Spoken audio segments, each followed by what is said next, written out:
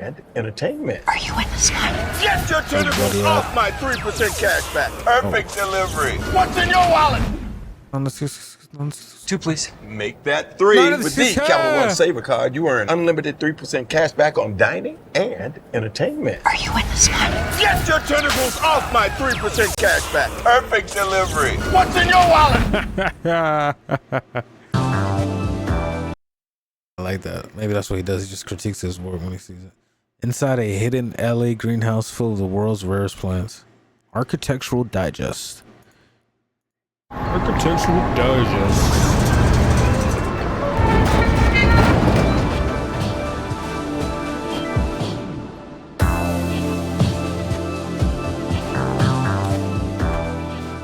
We started coming into contact with unbelievable plant material, and it was like Indiana Jones, Raiders of the Lost Ark, you know, plants that you had dreamt about or only read about in books. It was like, you know, the craziest dream come true to be able to take care of some of these plants. It's a whole different world back here. There's a lot of cactus here, huh? My name's Carlos Campos Morera, and I am a landscape designer at Geoponica AD 100 landscape designer. in Los Angeles. This is our private greenhouse slash plant orphanage. It's about a 2,000 square foot greenhouse that used to be a truck loading bay. The greenhouse sits in a very industrial part of Los Angeles where it's just literally factory building after factory building. Set back from one of those factory buildings is this greenhouse, which, you know, holds one of the rarest plant collections, definitely in Los Angeles and maybe in the country. And it's totally hidden from the street. You would never see it if you were driving by. There's about 10,000 plants in here, probably more. It's so expensive to maintain, it's ridiculous. I mean, our accountant has like a meeting with us once a month, and every single meeting brings up the question of why the fuck do we have this space and how can we make it make money? I mean, and people who walk in here are like, so these are for sale? And we're like, no. Every century or so, plant collections change hands because that's sort of the lifespan of human beings. So about 15 years ago, we became the beneficiaries of a lot of plant collections that people had become too old to care for. A lot of these collections and plants would have just gone into the hands of people who didn't know how to take care of them, and they would have died. We call it the Non-Human Teachers, which is our nonprofit orphans greenhouse. How many microclimates? Non-human teachers. It's like endless. I don't know, thousands. As many plants as there are, there's microclimates. I mean, one plant growing over another plant creates a bit of shade, and that's a microclimate. And one plant that's on two pieces of wood instead of one piece of wood, two pieces of wood collects more moisture than one piece of wood. You know, the shelving, Damn, he's breaking it down right now. Holy fuck. Run that back. What the fuck? and one plant that's on two pieces of wood instead of one piece of wood, two pieces of wood collects more moisture than one piece of wood. You know, the shelving, the place in the greenhouse, its proximity to fans, is just on and on and on and on and on. Here are some of our most poisonous plants, one of which is Euphorbia abdelkuri, which is from Abdelkuri Island, a small island off the coast of Somalia. You can no longer get to this island where it grows because the waters are infested with Somali pirates.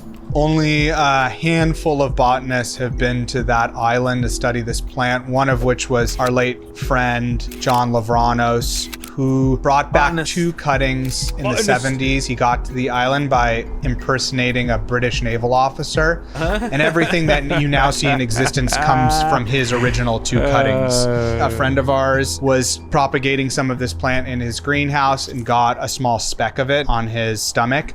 Said he was driving home and pulled up his shirt, and there was like a giant black circle with a hole in the center on his stomach from where the sap had sprayed out. You look at the color of that sap and you're like, that will kill me. It's like the gnarliest, neon alien green. And if you went to a hospital and you were like, oh, I got Euphorbia abdelkuri sap on me, I mean, no one would know what to do. Okay. This cactus is, I'd say, the rarest plant in this greenhouse, and it's unimpressive at first glance, but I'd say it's priceless. Its habitat is about 10 by 10 feet in the middle of nowhere in Peru in a sand dune. The closest thing next to its habitat is a chicken farm. We had thought it was potentially this plant, but we couldn't ID it. There was no tag, there was nothing that came along with it. And one day, maybe 2 years later, after having the plant in the greenhouse, we turned around the original cutting of this plant and there was 3 chicken feathers stuck to it. So that's the way we ID'd it. Some people think that there is no genetic diversity in this plant. It is a single individual that just produces offsets in habitat. So ostensibly, it is the only one of its kind on Earth. If you love to travel, Capital One has a rewards credit card that opens up a world of possibilities. With Venture X, you earn unlimited double miles on everything you buy. Plus, get premium benefits at a collection of luxury hotels when you book on Capital One Travel. Capital One, what's in your wallet? If you love to travel, Capital One has a rewards credit card that opens up a world of possibilities. With Venture X, you earn unlimited double miles on everything you buy. And get access to over 1,000 airport lounges worldwide. Capital One, what's in your wallet? I've been stabbed by a cactus about 150,000 times. I have 3 in the back of my calf that have been there for probably 11 years now. At first, they'd send like electric shocks up my leg. You can still feel them from the outside of the skin, but I've just it's just become a part of me. This is one of the driest, second hottest areas in the greenhouse. Its natural orientation tended to be the one that was the hottest and the driest. So we're both creating microclimates inadvertently or on purpose, and then responding to what actually just exists naturally here. These are 2 crazy plants, Welwitschia mirabilis. They're some of the oldest plants on Earth. They can grow to be estimated 2,000 to 3,000 years old. They're 2 crazy plants, Welwitschia mirabilis. They're some of the oldest plants on Earth. They can grow to be estimated 2,000 to 3,000 years old. They're from Namibia and they're from Angola. We're stacking old sewer pipes on top of each other to keep up with its root growth, because in habitat they have a tap root that goes down to a water table that nothing else can reach, and to have a female in a collection is incredibly rare. You know, they take 80 years or something to find out whether they're a male or a female, and everyone that has one has a male. So about 2 years ago we found out this was a female, and so now we can start producing seed between these 2.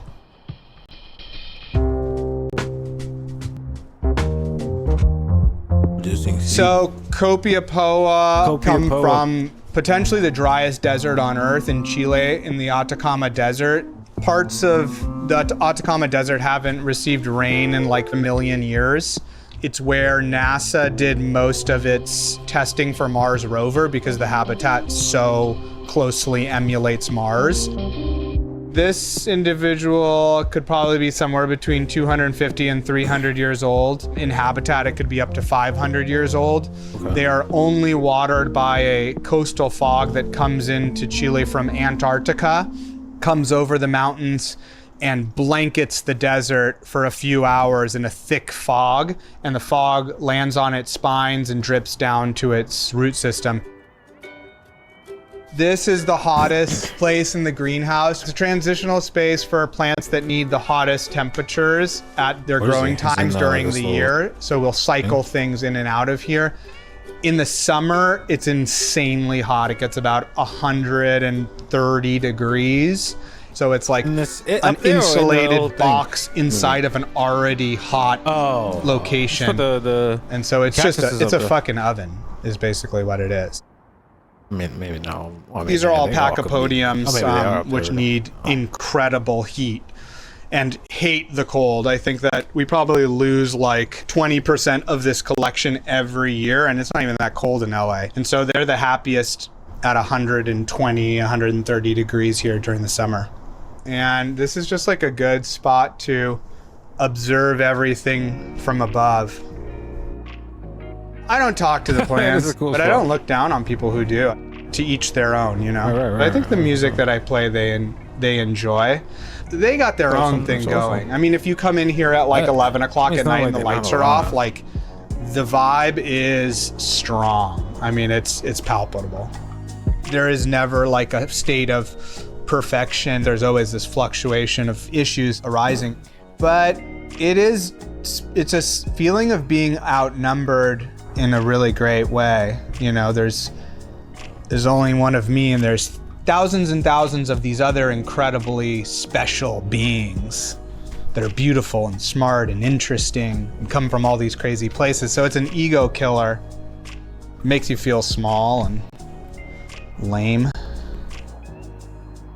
This is Cyphostemma jute, which is a large caduciform succulent. So this is all water inside here, and these also grow in Africa, and they are part of the grape family, actually. And so they grow these giant blue leaves with the most unbelievably translucent pink grapes that suspend off the top of them.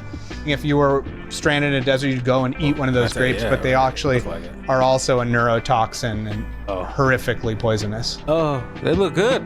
They look very juicy. I feel like maybe some of these plants, because a lot of them are incredible survivors, somehow they've transmitted this desire to us of wanting to collect them and to propagate them and have them make seed and then make more of them to continue their species.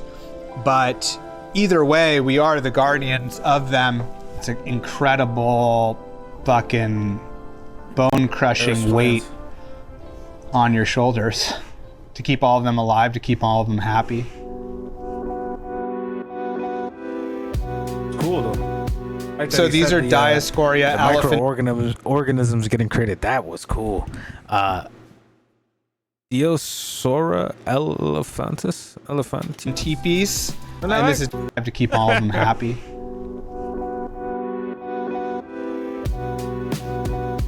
So these are Dioscorea elephantiipes. And this is Dioscorea mexicana, which obviously illustrates Pangea in a wonderful way. This is from Mexico. This is from Africa. Ostensibly the same plant. These are aqueducts. They filter right into the plant's root system that only runs along the exterior of the plant. So it's a hyper efficient watering system that has very little waste. So it's catching the water and bringing the water directly to the root. Cool. All of these plants have been around for far longer than human beings have existed, and some even before the dinosaurs. Some of these plants in here are the oldest plants on Earth. Cool. John Cena snack down. Dr. Upstick. Snack down. Another day, another drumstick. This is like more tropical stuff and our infirmary. So it's got misters running all around it, and the wood also holds moisture in a different way. These myrmecophytes are pretty amazing. This is a incredible sort of example of symbiosis. The interior of these plants are basically ant colonies. So all those holes are for where ants enter and exit, and then the internal structure is just a crazy habitat for ants. This is a very, very rare cactus. This is Selenocereus wittii, which Margaret Mead was an amazing illustrator and British botanist. Spent her life trying to see this plant flower. No terrestrial roots, it just grows on these grove of trees in Brazil that's habitually flooded. So they're suspended halfway up the trees in midair. And only on the last trip to the Amazon, she finally got to see it flower. It flowers once a year. We're outside of the main greenhouse now. This table is one of the brightest locations in the entire area. And this is a bulb from South Africa, Bulbini alveolata. Maybe there's 3 people in the US that have it. These flowers are probably only in effect for 2 days, maybe 3 days. I mean, with all of the plants in here, if you somehow miss its flowering that year, you'll have to wait another year to pollinate it. So we keep a close eye on it. I mean, to take it on was like the greatest, most exciting thing we ever experienced. It's a lot of different emotions. It's wonder. He's in here would be cool. A diminutive feeling of I'm not the most important creature on Earth, and there's so many different life forms, and they all have their unique sort of character and spirits and beauty. And so to keep these things together and to keep them alive was and is an incredible gift. I mean, it's my favorite space in the world. Maybe they won't like some of them.